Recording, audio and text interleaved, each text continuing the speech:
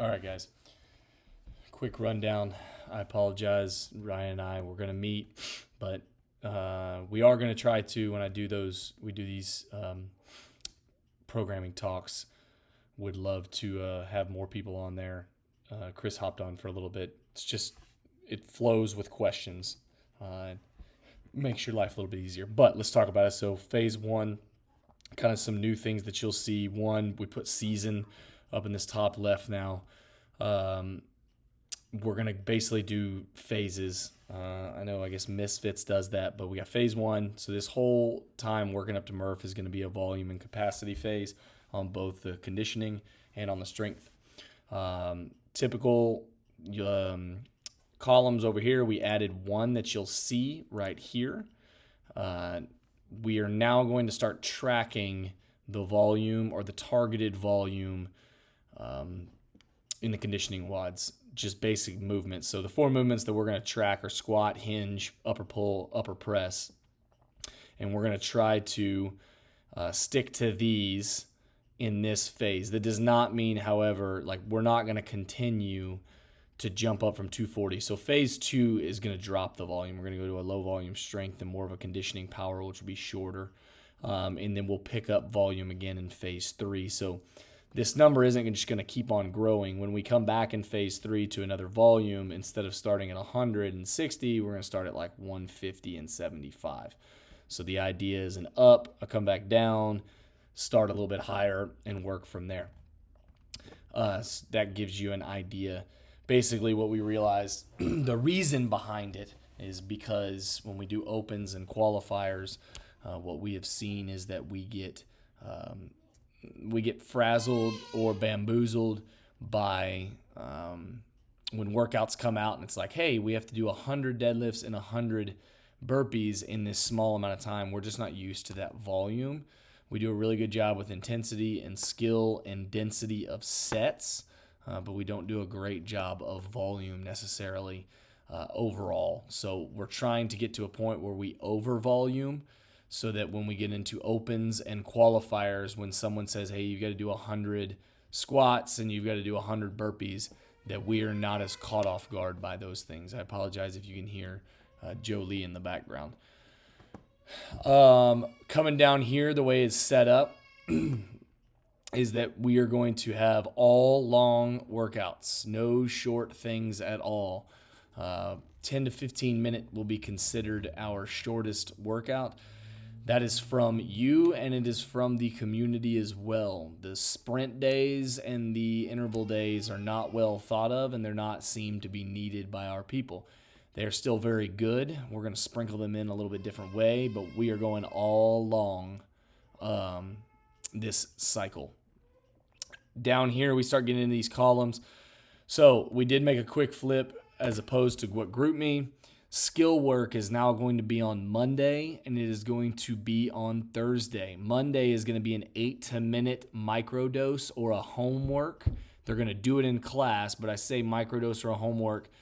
Thursday is going to be a full 20-minute skill day. We're going to do upper pull. Justin and Ryan are knocking that out, but this is the big kahuna. And then we're going to take a small part from the big kahuna and put it over on Monday. So basically we get 30 minutes a week of working on one skill. Our strength WOD stimulus is we're going to do Ollie technique work. And what you'll see in this SWOD stimulus is that every day has an accessory or multiple strength workouts with it. We gave up the accessory days because lots of people did not like them and did not value them. There are people that still value those exercises, so we're going to use them as supersets on our strength days. Tuesdays, you are going to do, Huck will have mobility for us. There will be core in the L4, but it will go mobility to straight to the Poliquin hinge workout, which I'll get to that in a second. Wednesday, upper push, upper pull. The other thing that we saw in the survey is everybody said pretty much upper pull is our biggest weakness on upper body. So we're going to make sure that we hammer upper pull twice in a week. And then we're doing upper push because we do have Murph coming.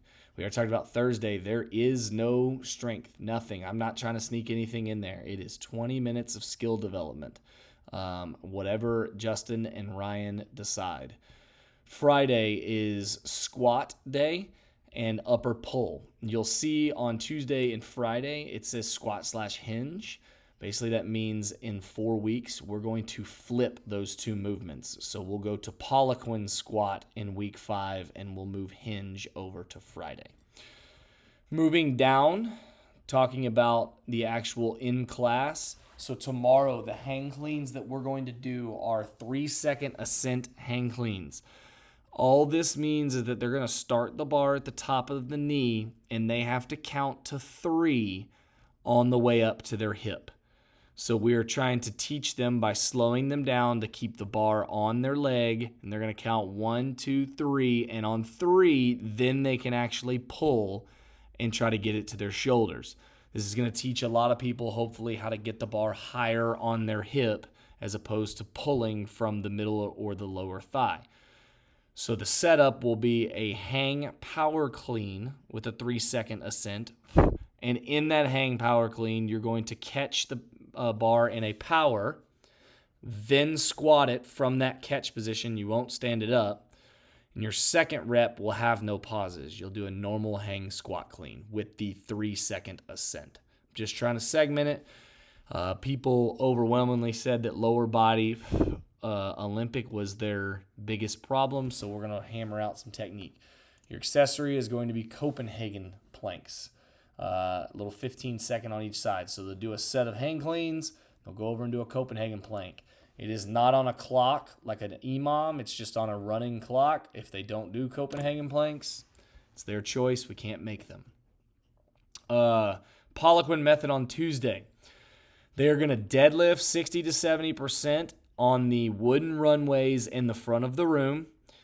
We're going to set up barbells for good mornings on the 4-station rig and in the open area with the 3 standing squat stands on the left side of the room. And then the elevated dual dumbbell deadlift is going to be standing on a 25-pound plate, and both heads have to touch the ground on the deadlift. So it is a deficit deadlift. It's going to be super light, but we're training them how to get way down deep into that hip flexion.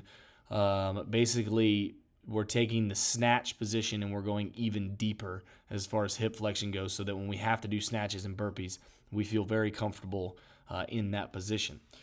Wednesday, straightforward, dumbbell bench press, banded lat pull downs.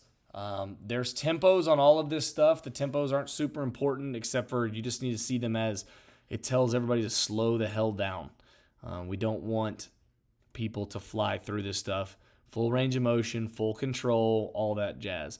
Thursday, we've already talked about it. Friday, hands-free front squat. Their 2 options are cross arm, like we have had in the L4, or they can Frankenstein. They cannot front rack. They cannot back rack. Those are their 2 options. If they have an issue with it, they can come speak to Ryan and I about it. And it's dual dumbbell row. All of this will progress. You can see down here in italics is our L4 stuff. It's not super complex. You're talking about Tuesday is a big shoulder day. Monday is basically lower body. Wednesday is upper body. There's plyos and strength. And then Friday, the L4 is going to be the L4 that Ryan and Justin are making gymnastics. That's going to get stuck into here. So that'll be your L4 to do. Ryan is going to attempt, just like we did last year, there's going to be 1 day a week to wear a weight vest for Murph. That could either be on Monday, Wednesday, and we discussed possibly putting it on Friday if the algorithm says we need to put it on Friday, but probably either Monday or Wednesday is when you'll see it. All of that being said, if you have questions, please look at your stuff the day before and then reach out to us. We've got new shit going on Monday. We've got a whole lot of logistics going on Tuesday. We've got accessories going on. You're going to have to think about how are you going to set up the room before you actually do anything. You can't just walk in and think that you're going to go through a strength WOD, because you're going to have to logistically control it since we have so much going on now. Overview, like I said, we're going to volume capacity for 8 weeks. Then we will transition. Then we're going to do a low volume strength and a conditioning power, basically 8 to 10 minute conditioning WODs, really hard. We're trying to hold the throttle down, but we're not going to go much over 10 minutes.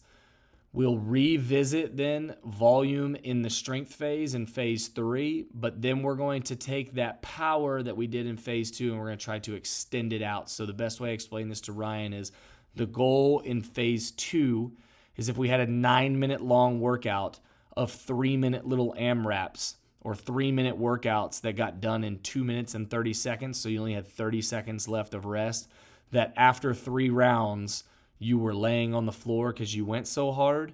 The goal in phase 3 then is to repeat that workout, but with 4 or 5 rounds in it. So take that same pace and now start to extend it out. Phase 4, we're going to pull way back. This is going to be the fat season. We're going to get lifting super heavy. We're going to go super fast on conditioning. We're going to have a structured recovery season over Christmas. In the past, we've always tried to say that we're going to do a certain thing. We're not going to do that this year. We're going to do more of a kind of a laissez-faire, just get your conditioning in, eat, be strong. This is after the powerlifting meet. So then at the beginning of January, we're going to hit preseason prep, and it's all systems go on that. That is the overview of what's going on. Obviously, I'll answer all the questions that you possibly want, but there is the first phase in a nutshell.